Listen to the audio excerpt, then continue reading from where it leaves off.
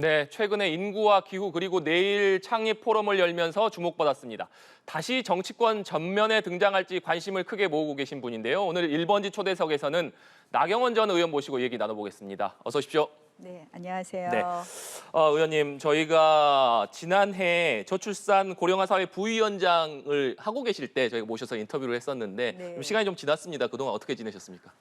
그동안 바쁘게 지냈습니다. 뭐 여러 가지 사건이 있었던 건 더 말씀 안 네. 드려도 될 것 같고요. 사실은 지난 한 5, 6개월 동안 지역에 정말 열심히 했고요. 오늘도 아침 6시에 떠나는 성지순례 가는 관광버스에 올라가서 인사드리느냐고 네. 5시에 기상했네요. 굉장히 바쁘시 지역 열심히 챙기고 또 지역의 많은 주민들하고 소통하면서요. 네. 사실 저는 지역의 여러 가지 현안 속에 또 큰 정치가 다 담겨 있다고 생각하거든요. 그래서 주민들 목소리를 듣는 것, 결국 국민들하고 직접 소통하는 그런 접촉면을 많이 늘린 것이 네. 저한테 또 많이 이렇게 뭐라 그럴까? 저축됐다? 이렇게 말씀드릴 수 있을 것 같습니다. 네, 알겠습니다. 인구와 기후위기 문제를 다루는 단체를 만드셨습니다. 네. 인구 문제, 최근에 출생률이 0.6명대에 접어들면서 정말 이거 심각한 문제다. 이런 위기의식들이 계속 이어지고 있고 기후 문제 같은 경우에도 이번 여름에 엄청난 비 피해를 보면서 이것이 기후변화로 인한 것이기 때문에 정말 우리가 이 문제를 심각하게 생각해야 된다. 이런 얘기들이 많이 나오고 있는데 인구와 기후 위기를 다루는 단체를 만드신 배경 어떻게 좀 들어볼 수 있을까요? 사실은 정말 내일의 문제가 아니라 네. 오늘의 문제입니다. 직면한 문제이고요. 이 문제에 대해서는 아주 비상한 그런 관심이 있어야 되고 또 우리가 비상한 정책이 있어야 된다고 생각을 합니다. 얼마 전에 인구 문제는 네. 그 미국의 어느 교수가 대한민국 망했구나 출산율을 듣고 한 그 영상이 굉장히 화제가 되었고요. 기후 문제 역시 이거는 글로벌한 이슈뿐만 네. 아니라 우리의 미래의 먹거리뿐만 아니라 미래에 저희가 살 수 있는 거리다. 결국 이 두 문제가 지속 가능한 대한민국을 만드는 데 가장 중요한 이슈이거든요. 그래서 지금부터 일종의 정책 제안도 좀 해보려고 그러고요. 뭐 제가 지금 당장 어떤 정책 제안을 한다기보다는 네. 또 어떤 무브먼트도 좀 생각하고 있습니다. 그나마 이제 다행인 것이요. 정부가 이제 내년 저출산 정책을 이렇게 준비하면서 제가 그때 주장한 이 주거 안정을 위한 예산 확보가 굉장히 네. 중요하다. 그래서 초저리 장기 대출을 하자 그랬는데 그 일부 좀 주거 안정을 위한 주택 담보 대출이라든지 전세 대출의 소득 수준을 소득 한도를 높이고 또 대출 액수도 좀 확대하는 네. 그런 대책을 내놨습니다. 그래서 다행이라고 생각을 하고요. 그러나 좀 더 과감한 정책이 좀 더 필요하지 않나 이런 생각을 합니다. 그래서 네. 얼마 전에 이제 일본 측 인사들을 만나는 한일 포럼이 있었는데요. 일본도 지금 가장 예산을 많이 투입하는 것 중에 하나, 확실하게 챙기는 것 중에 하나가 저출산 네. 예산이라는 거예요. 그래서 3조 엔을 1년에 투입한다고 합니다. 근데 우리는 그것에 비하면 물론 우리 예산 규모가 좀 더 적기는 하지만요. 좀 더 과감한 예산 투입도 필요하다 그런 생각을 해봤습니다. 네. 그런데 이 포럼 창립식에 국민의힘 지도부가 대거 등장하면서 관심을 모았습니다. 말씀해 주신 대로 인구 문제라든가 기후 문제가 워낙 심각한 문제이기 때문에 국민의힘 지도부에서도 큰 관심을 가지는 것으로 해석할 수도 있겠습니다만 총선을 앞둔 시점이기 때문에 나경원 전 의원님이 공식적으로 다시 포럼을 여는 행사에 국민의힘 지도부가 대거 등장한 것, 특히나 김기현 대표 축사에서는 배지, 그러니까 금 배지가 필요하다 이런 얘기도 있습니다. 어떻게 들으셨습니까? 덕담해 주신 네. 거죠. 덕담해 주신 거고요. 저도 뭐 특별히 이걸 기화로 내가 뭐 중앙 정치에서 역할을 하겠다 뭐 이런 말씀도 아니고 사실 네. 이제 제가 지금 뭐 특별히 중앙에서 자리가 있는 건 아니고요. 다만 우리가 모두 관심을 가져야 되고 저도 진심으로 이 정책에 좀 더 관심을 갖겠다 이런 의사 표시를 좀 한 것이고요. 앞으로 뭐 어찌됐든 저보고 정치를 복귀했다 그러시는데 저는 계속 정치했습니다. 네. 지역에서 열심히 했고요. 또 지금과 같이 이제 했던 것처럼 열심히 또 민심을 듣고 또 제가 할 역할 하겠습니다. 네. 나 의원님이 아무래도 총선을 지금 약 7개월 앞둔 시점에 다시금 크게 등장하신 것에 주목을 받는 이유가 지금 계속해서 국민의힘에서 나오는 수도권 위기론과 연관지어서 생각해 볼 수밖에 없는 것 같습니다. 원희룡 장관 또 나경원 전 의원께서 수도권 위기론이 이렇게 나오는 상황 속에서 전면에 등장해서 이 선거를 좀 이끌어야 되는 것 아니냐 이런 목소리들이 있는데 이 부분 어떻게 생각하십니까? 뭐 위기는 늘 나오는 네. 이야기고 사실 지금 보면 민주당이 더 위기 아닌가 이렇게 생각을 해요. 최근에 민주당 모습을 보면 많은 국민들이 실망하지 않았을까. 네. 특히 저는 윤미향 사건을 보면서 정말 이거는 대한민국 국회의원으로서 할 수 있는 일인가. 모르고 갔다고 칩시다. 그것이 많은 단체 중에 하나라고 칩시다. 근데 거기서 남조선 괴뢰도당이라고 네. 말하는데 그대로 앉아 있었다. 그런데도 지금 거기에 대해서 변명을 한다. 그런데 거기에 대해서 민주당은 윤리액 제조하자는데 거부하고 있다. 저는 사실 이러한 걸 보면서 국민들께서 다 판단하시지 않을까. 최근에 김남국 의원 윤리 징계도 사실 민주당이 전부 부결 표시를 하면서 그걸 무산했어요. 사실 이런 걸 보면 우리 보고 위기라고 하는데 민주당도 만만치 않다. 사실은 그런 걸 보면서 정말 내년 총선을 꼭 이겨야 된다 이런 생각을 하면서요. 위기 여부를 떠나서 저는 절대로 선거 앞에는 자만도 또 패배감도 다 금물이다. 그래서 저희가 신중하게 준비해야 네. 되고요. 그런 면에서 할 수 있는 가용할 수 있는 모든 자원은 총동원해야 된다. 그런 면에서 역할론들을 말씀하시겠죠. 근데 이렇게 생각해요. 선거를 앞두고 우리가 중진도 필요하고 신인도 필요하고요. 또 노령층도 필요하고 또 젊은 층도 필요합니다. 정치는 조화고요. 공천은 어떻게 보면 조화와 하모니의 네. 드라마의 결정판 아닌가 이런 생각을 합니다. 그런 과정에서 저에게 역할이 있다면 역할을 하겠다 네. 이런 말씀 드리겠습니다. 역할이 있다면 역할을 하겠다고 말씀을 주셨는데 저희가 예상해 볼 수 있는 것은 수도권뿐만 아니라 나머지 지역도 있겠습니다만 수도권에서 예를 들자면 국민의힘에서 선대위원장을 맡아서 좀 수도권 선거를 이끌어 달라 이런 제안이 온다면 이 부분은 어떻게 하실 생각이십니까? 선거를 이끈다. 참 어려운 문제예요. 사실은 저는 지역을 지켜내는 것도 굉장히 중요하다고 생각을 하는데요. 저희 동작 지역이 그렇게 무조건 되는 지역도 아니고요. 사실은 원래는 민주당세가 굉장히 강한 곳이고 그래서 제가 그런 여유가 좀 있을까 이런 생각을 하면서 어쨌든 최선을 다해 보겠습니다. 네. 계속해서 수도권 위기론, 민주당이 더 위기 아니냐 이런 말씀도 주셨는데 저는 어느 당이나 네. 다 저희도 또 부족한 부분이 있죠. 의원님께서 워낙 지역에서 주민들을 또 많이 만나고 계시니까 네. 실제 동작구에서 주민들은 어떤 얘기들을 하고 계신지도 좀 궁금하네요. 저희 당에 대해서도 걱정하시는 네. 분들도 계시고 또 민주당에 대해서도 비판하시는 분들도 계시고요. 아직은 선거가 바로 목전이 아니기 때문에 그걸 아주 정말 피부에 많이 느끼게 듣지는 못하고 있고요. 네. 특히 이제 또 저라는 사람에 대한 또 평가도 같이 있기 때문에 이거 자체를 수도권의 민심이다 이렇게 말씀드리기는 어려울 것 같습니다. 그러나 어쨌든 정치 전반에 대한 걱정들은 많이 있으신 것 같고요. 특히 정치가 지금 굉장히 극단화되고 있잖아요. 그래서 이러한 부분에 대한 우려들은 참 많이 있으신 것 같습니다. 그래서 좀 더 정치가 국민들 마음을 읽고 국민들 곁으로 좀 가고 그리고 극단적인 어떻게 보면은 세력들로부터는 조금 더 자유로워서 조금 더 통합적이고 갈등을 조정하는 역할을 좀 해야 되지 않나 그런 생각을 해봅니다. 네. 의원님의 역할론과 더불어서 국민의힘 내 외부에서 계속 나오는 얘기가 또 한동훈 법무장관의 총선 차출설이 계속해서 나옵니다.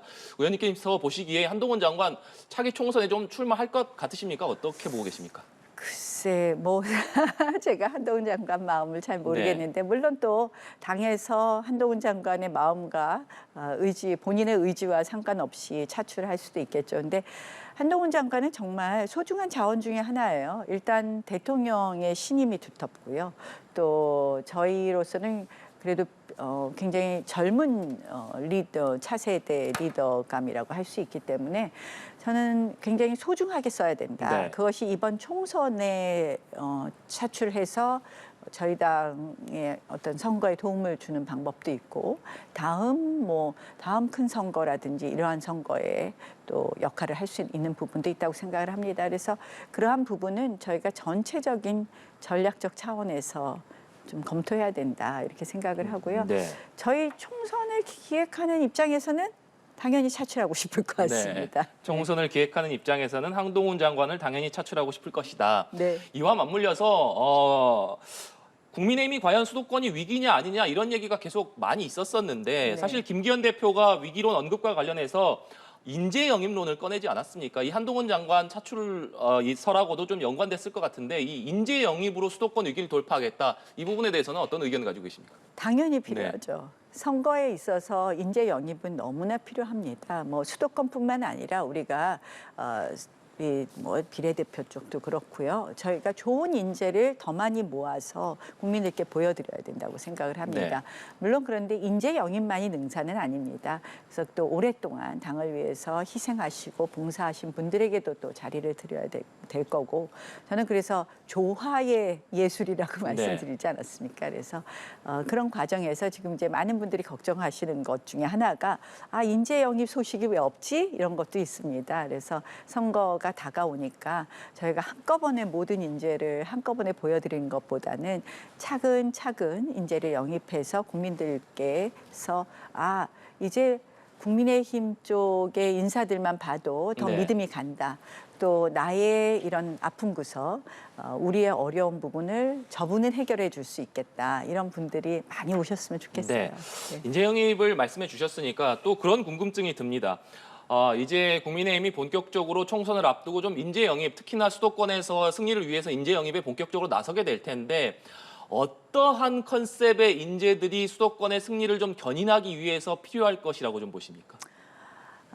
수도권이요. 네. 결국은 수도권의 민심과 와닿는 분들이 필요하겠죠. 네. 그래서 결국 수도권은 서울하고 또 경기가 조금 다른 성향은 있어요. 그래서 이 수도권의 민심을 대변할 수 있는 분들. 그러니까 제가 정치를 우리가 이렇게 해보면 또 이렇게 TK 지역 분들하고 수도권하고 생각이 좀 차이가 있는 부분이 있거든요. 그래서 아무래도 수도권은 아주 보수 성향이 강한 분들보다는 일종의 스윙보터 분들이죠. 보수나 진보를 이렇게 늘 지켜보시는 분들이 있기 때문에 민심을 잘 읽을 수 있는 분들. 그런 분들이 많이 오시면 좋을 것 같습니다. 네. 또 국민의힘 내부에서 수도권 위기론을 불식시키기 위한 방안 중에 하나로 혁신위원회가 거론되는 것으로 알고 있습니다. 혁신위원회 얼마 전에 민주당에서도 뭐 김은경 혁신위원회를 띄웠다가 임기를 다 채우지 못하고 종료되기도 했었는데 그동안 혁신위의 이런 과거를 봤을 때 국민의힘에서 혁신위를 띄운다 얼마만큼의 효과가 있을 것이라고 보십니까? 결국은 혁신위에서 어떤 역할을 할 거냐는 얼마나 많은 권한을 혁신위에게 위임할 수 있느냐에 달려 있다고 생각을 하고요. 혁신위는 사실은 당 대표나 기존의 당 지도부가 할 수 없는 새로운 개혁의 아젠다를 내놓아야 된다고 생각을 합니다. 사실 지금 이제 선거제도에 대한 논의가 한참인데요. 국회에서 이러한 부분에 있어서도 과감한 제안을 할 수 있는 혁신위가 오고 그것을 실현할 수 있다면 저는 도움이 될 수 있다. 또 하나는 공천에 대해서 역시 또 과감한 제안을 할 수 있는 혁신위가 필요하다. 결국 이제 공천이 사실 끼리끼리의 공천이 되지 않는 것이 제일 중요하지 않겠습니까? 그래서 아래로부터의 공천을 늘 이야기를 하는데 또 아래로부터의 공천만 또 몰두하다 보면 너무 또 지역 천착형 공천이 되는 경우에 또 이렇게 너무 지역 인사로 가지 않느냐 이런 걱정도 있습니다. 그래서 저는 이러한 부분에 조화로운 또 공천을 만들어낼 수 있는 그런 혁신위의 공천안이 좀 나와야 되지 않나 이런 생각을 합니다. 네. 지난 연찬회에서 수도권 위기론을 언급한 의원들이 있지 않았습니까? 그런데 일각에서는 이런 얘기도 하더라고요. 수도권 의원들을 중심으로 이 수도권 위기론을 얘기하는데 너무 지나치게 위기론을 강조하는 게 오히려 위기를 불러올 수 있지 않느냐 이런 지적을 하는 목소리도 있습니다. 이 부분은 어떻게 생각하십니까? 저도 그렇게 동감합니다. 그래서 아까 말씀드린 것처럼 우리가 최선을 다한다라는 의미에서의 수도권의 위기가 있을 수 있다 이런 것은 좋지만 위기이다 하는 것이 우리 스스로 우리를 위축시킬 수 있고 우리 스스로 국민들의 관심에서 멀어질 수 있다. 그래서 위기론이라는 이야기를 하기보다는 우리가 어떻게 하겠다, 민심을 얻기 위해서 어떻게 하겠다 하는 그런 말씀들을 드리는 게 좋지 않겠느냐. 다만 이제 위기론을 말씀하시는 분들은 이런 건 있을 수 있을 것 같아요. 우리 이 당 지도부나 지금 현재 지도부의 구성이나 이런 걸 비추어 봤을 때 수도권 인사들이 많이 없거든요. 있거든요. 그러니까 그런 것에 대한 우려들도 있을 수 있다 이런 말씀을 드릴 수 있겠습니다. 네. 앞서 윤미향 의원과 관련된 얘기도 해주셨습니다만 뭐 최근 정치권에서는 홍범도 장군 흉상 이전 또 정율성 역사공원 논란 계속해서 어떻게 본다면 이념 논쟁이 좀 이어지고 있다, 불붙고 있다 이런 평가가 많습니다. 앞서 수도권에서 스윙보터 같은 너무나 보수에 치중되지 않은 민심을 잘 읽을 수 있는 그런 인재가 필요하다 이런 말씀도 주셨는데 계속해서 일고 있는 이런 이념 논쟁이 수도권 표심에 특히나 중도층 표심에 어떤 영향을 과연 미칠 것이냐 이런 얘기들이 계속 나오고 있습니다. 의원님께서는 어떻게 보십니까? 사실은 선거가 임박해서 이념 논쟁은 그렇게 표에 도움은 안 되는 네. 것은 맞을 겁니다. 근데 이제 지금 아직은 선거가 조금 남아 있고요. 사실은 이것은 이념 논쟁이라기보다는 헌법 가치의 문제라고 생각을 합니다. 윤미향 의원의 이번에 조총련 행사 참석도 네. 그렇고요. 사실 정율성 문제는요. 저는 사실 예전에 문재인 대통령이 중국을 방문했을 때 제일 처음 방문했을 때 만난 인사가 누구냐. 독립운동가의 후손이라 그러면서 정율성의 손녀를 만났습니다. 네. 제가 그때부터 문제 제기를 했습니다. 그리고 그 당시에 이제 광주에 정율성로가 있는 것도 봤었고요. 사실 이러한 부분은 헌법 가치의 문제이거든요. 한마디로 이 공산주의 저희 북한 공산주의 정권 수립에 있어서 이 혁명 군가를 작곡함으로써 어떻게 보면 수립에 결정적인 기여를 하고 중국 공산주의 군가를 혁명 군가를 작곡한 정율성을 우리가 한마디로 독립운동가로 일종의 추앙한다? 네. 이거는 헌법 가치에 반하거든요. 그래서 이러한 부분은 이념 논쟁이라기보다는 헌법 가치를 바로하는 것이다. 이렇게 보시면 좋을 것 같습니다. 그래서 마지막으로 이 질문과 관련해서 좀 드려보고 싶은데 윤석열 대통령이 최근 계속해서 이제 이념을 강조하고 있기 때문에 일각에서는 이것이 선거를 앞두고 보수층을 결집하기 위한 의도도 있는 것 아니냐 뭐 이런 해석도 나왔습니다. 하지만 의원님께서는 이 부분 어떻게 보고 계신지 마지막으로 좀 여쭙겠습니다. 뭐 선거에 도움이 되려고 하시는 것 같지는 네. 않아요. 제가 아까 말씀드린 것처럼 이것을 이제 뭐 사회자께서도 이념 논쟁이라고 말씀하시는 네. 것처럼 어쨌든 국민들께서는 헌법 가치를 넘어선 또 이념 논쟁 아닌가 이렇게 또 생각하실 수도 있고 또 민주당은 그걸 또 부추기는 부분이 있기 때문에 그래서 사실 표에 도움 되려고 하시는 거라기보다는 네. 워낙 이제 흐트러진 헌법 질서를 바로잡자 이런 취지로 하시는 것 아닐까 이렇게 생각을 합니다. 네, 알겠습니다. 오늘 말씀 여기까지 듣도록 하겠습니다. 지금까지 나경원 전 의원과 얘기 나눠봤습니다. 오늘 말씀 고맙습니다.